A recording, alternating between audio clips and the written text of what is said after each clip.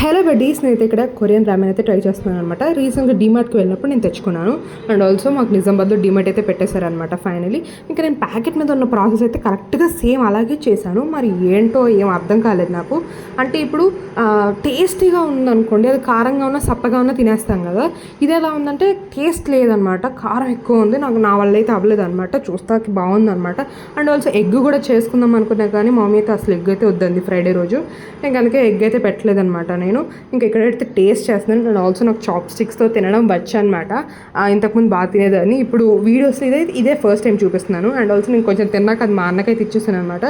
చాలా స్పైసీగా ఉందని నేను చెప్పాను, కానీ మీడియం స్పైసీ, టేస్ట్ అయితే అస్సలు లేదు. ఒకవేళ వేరే ప్రాసెస్ ఏమైనా చేయాలా నాకేం తెలీదు. ఒకవేళ నేను ఇంకా వీడియోస్ చూసి చేస్తే ఈసారి డిమార్ట్కి వెళ్ళినప్పుడు తెస్తాను అనమాట ఇలాంటివన్నీ. అండ్ ఆల్సో ఈ వీడియో మీకు నచ్చినట్టయితే లైక్ చేయండి, షేర్ చేయండి, సబ్స్క్రైబ్ చేయండి. Bye with Pallavi. Bye buddies.